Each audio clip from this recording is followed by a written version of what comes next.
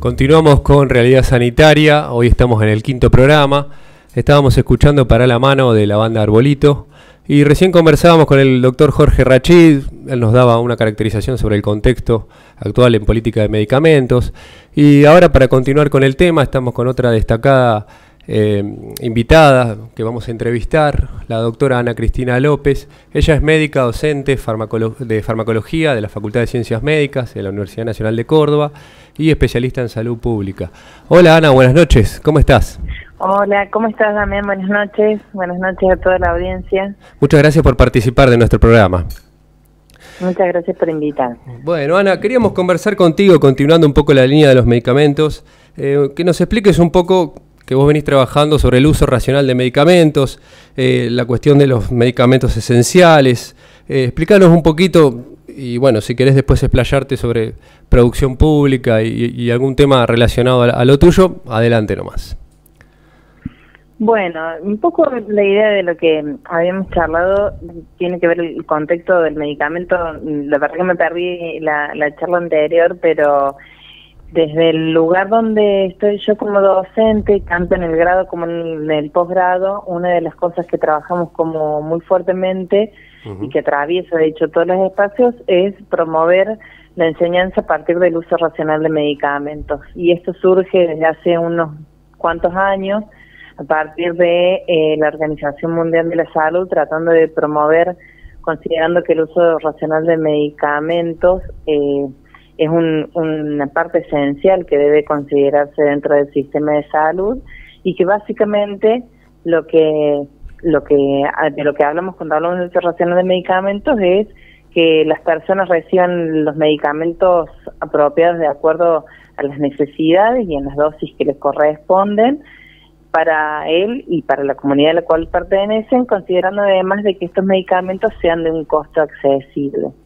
Y hace también unos cuantos años se trabajó a partir de que cada vez había más medicamentos en cuanto a la producción y a las evidencias científicas, y se reunieron un grupo de expertos también de la Organización Mundial de la Salud y luego de muchas discusiones crearon y diseñaron este concepto de listado de medicamentos esenciales, que básicamente con este listado de medicamentos se cubrirían el 90% de las patologías prevalentes. Es un listado como modelo que reúne aquellos medicamentos que tienen pruebas de eficacia, es decir, que hay estudios que respaldan que estos medicamentos realmente son favorables para las personas que lo consumen, que además son seguros o que se conoce de alguna manera qué reacciones adversas pueden tener, y que por otro lado esos medicamentos, como son eficaces, son seguros y ya son conocidos, habitualmente además carecen de la patente. Claro. Por lo tanto los hace mucho más accesibles en términos de costos para la población y para los estados que cubren estos medicamentos.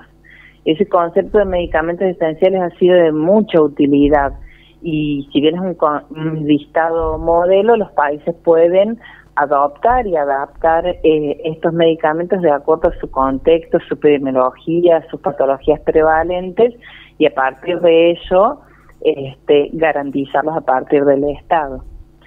Claro, porque recién hablábamos, perdón que te interrumpa, Ana, con el doctor Rachid, y él nos comentaba un poco sobre el achicamiento del programa Remediar y bueno, la aprobación que busca este gobierno mucho más rápida, de 180 días a 60 o 45 días, aquellos medicamentos que ya vengan aprobados de sobre todo Norteamérica, Europa y Japón. Y bueno, eso creo que va un poco atentando contra esta lógica, ¿no?, del uso racional y de los medicamentos esenciales y defender lo que ya está probado que funciona. Sí, el escenario es como muy complejo. En realidad, Remediar desde sus inicios, que en realidad surge como una medida casi de emergencia y de urgencia en el contexto por allá del año 2003 para poder garantizar el acceso a la población a estos medicamentos, fue inicialmente como una medida de rescate muy importante y se toma este concepto de medicamentos esenciales. Eso se fue desarrollando y perfeccionando mucho con el tiempo y de hecho en los últimos años se crea el programa Remediar crea un manual de los medicamentos esenciales para que, digamos, todos los profesionales, fundamentalmente del primer nivel de atención, pudieran tenerlos. Y en los botiquines de Remediar, que tuvieron una distribución muy amplia a lo largo de todo el país y en toda la complejidad de nuestro país, casi 74 medicamentos esenciales. Uno debería, digamos, considerar que casi con 300 medicamentos se podrían cubrir el 90% de las patologías que existen. Claro. Medicamentos considerando como el nombre de la droga, por decirlo, digamos, que es el nombre genérico o denominación común internacional. Con 300 medicamentos uno podría cubrir la mayoría de las patologías prevalentes, pero de ahí también nosotros tenemos que conocer que en nuestro país existen más de 40.000 presentaciones comerciales. Entonces el listado de medicamentos propone, por ejemplo, un paracetamol en 500 miligramos en una modalidad de comprimidos y en una modalidad de jarabe. Ahora, en nuestro mercado farmacéutico existen muchísimas presentaciones de paracetamol de un montón de formas, de 500 miligramos, 750 miligramos, de 1 gramo. Bueno, lo que propone este listado de medicamentos y lo que tomó el programa Remediar fue considerar cuáles eran los medicamentos más importantes. Y así fue que consideró estos 74 medicamentos. Sí. Eso fue muy bueno. Con respecto a lo otro que vos me decís, en eso se fue achicando como bastante según las últimas, digamos, medidas que se tomaron, lamentablemente, porque es la forma y según, digamos, las legislaciones de nuestro país, la salud no es un bien de mercado, sino que es un derecho de la población. Entonces es el Estado quien debe garantizar el acceso a los medicamentos en la población, como una herramienta más, en realidad, claro, para poder darle salud a la población, ¿no? Esto es importante porque en realidad existen un montón de determinantes que hacen a que la población pueda vivir y pueda curar o tenga mayor riesgo de enferma. Sí, y otros, sí, discúlpame que te interrumpo, pero otro de los temas que veníamos relacionando con estos medicamentos esenciales era la producción pública de medicamentos, y que al existir 40 laboratorios públicos en la Argentina, muchos de ellos pueden fabricarlos a estos esenciales. Por lo tanto, el mismo Estado tiene la capacidad de cubrir, digamos, de producir por un lado y de abastecer por lo menos a sus hospitales y a sus dispensarios públicos.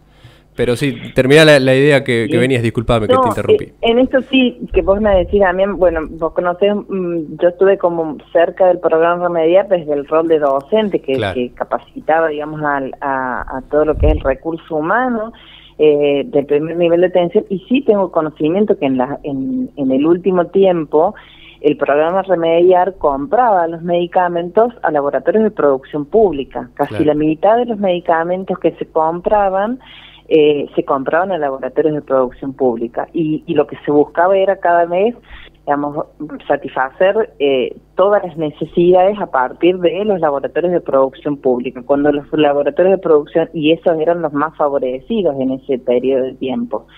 Cuando eso no se podía otorgar a partir de los laboratorios de producción pública, porque eran 74 medicamentos, y en ese entonces los laboratorios no tenían todas claro, la oferta de Remediar, pero sí se buscaba eso, o sea que era muy posible poder favorecer el desarrollo de los laboratorios de producción pública.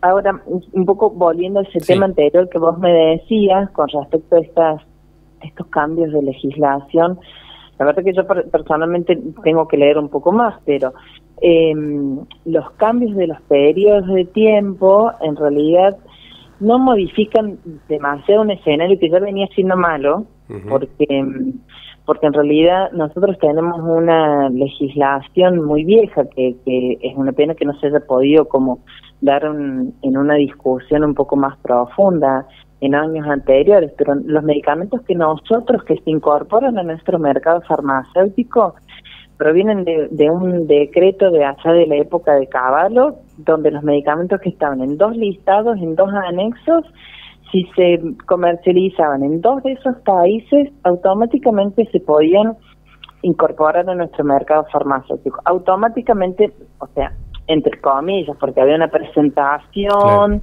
digamos, por parte de los laboratorios, pero era muy poco probable que medicamentos que se presentaran no se terminaran aprobando. Ahora lo que se hace es un camino un poco bastante más allanado, pero en realidad no era una discusión que se hubiera dado muy fuerte desde ANMAT para decir, bueno, no, este medicamento nosotros no lo necesitamos. O sea, este medicamento estaría de más. Y muchos de los medicamentos que se han incorporado a nuestro mercado farmacéutico realmente no son absolutamente esenciales o necesarios. Hay otros que sí, sin dudas. Hay un montón de medicamentos que sí han sido muy innovadores, pero no son la mayoría de los medicamentos que se han incorporado. Y Ana, vos que estás en el ambiente universitario, en la cátedra, bueno, en la Facultad de Ciencias Médicas, ¿cómo ven el tema de la industria o cómo lo analizan? Yo mencionaba en la editorial la injerencia que tiene sobre los médicos, sobre bueno las farmacias, sobre los mismos consumidores con las propagandas que hay, ¿no? ¿Cómo lo trabajan ustedes? Nosotros tratamos de trabajarlo, bueno, en realidad lo trabajamos mucho en el grado y en el posgrado también. Los laboratorios, la industria farmacéutica trabaja muy fuertemente en el tema de la promoción. De hecho, invierte mucho más dinero en promoción que en el desarrollo de los mismos medicamentos. Hay mucho más dinero invertido en promover un medicamento que en la investigación. Y eso parece medio ilógico, pero es real y es así. Y son datos que la misma industria farmacéutica provee. Si uno entra en algunos sitios, en algunos lugares y ve cómo distribuyen su dinero. Y el tema es muy complejo porque en realidad es algo que si bien nosotros lo tratamos de concientizar mucho en la formación de grado, existe y está bastante naturalizado este tema de toda la información que viene de manos de los visitadores médicos. Por eso yo creo que ha sido una pena que muchos de los espacios que se realizaron a partir del programa Remediar, donde no había fines de lucro, donde en realidad era el Estado el que garantizaba la formación, la educación continua de los profesionales, se haya cortado, porque si no queda en manos de estos congresos. Habitualmente los congresos que se realizan para que los profesionales se actualicen están financiados por los grandes laboratorios. Por lo tanto, en realidad, si están financiados por los grandes laboratorios, lo que hacen es promover aquellos medicamentos que buscan que salgan al mercado. Entonces, es como a veces esperable que suceda un congreso en cierta época del año y posterior a ese congreso los hábitos de prescripción de los profesionales que asistieron a ese congreso cambian justamente a partir del congreso y toda esa información que reciben que es sesgada. Entonces es muy difícil y uno tiene que tener un análisis muy crítico de toda esa información, porque hay mucha de publicidad y a veces se confunde entre lo que se promociona y la información crítica. Y por otro lado, después hay, digamos, información en la investigación científica. Quien produce investigación científica es la industria farmacéutica. Entonces hay ciertos aspectos que en realidad nunca se investigan, que son realmente necesarios, y que bueno, y que digamos quien decide qué se investiga y qué no se investiga es la misma industria farmacéutica. Nosotros tenemos, digamos, un ejemplo claro que son las patologías regionales nuestras y locales de poblaciones que por Chagas, por ejemplo, donde no hay industrias farmacéuticas muy importantes trabajando por esto. Claro. Es poco rentable. Hay gente que trabaja, qué sé yo, mucho por enfermedades que suceden en países más avanzados. Qué sé yo, para bajar el colesterol hay muchísimos estudios, ¿sí? Claro. Y probablemente nosotros tendremos que ponernos a pensar si realmente ese es un problema muy importante en nuestra población.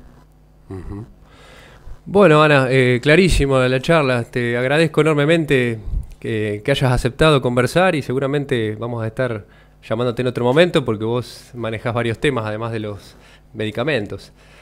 Bueno, te agradezco mucho y entonces cuando quieras seguimos charlando. Un beso grande. Gracias. Un abrazo y nos vemos. Saludos a la audiencia. Adiós. Adiós.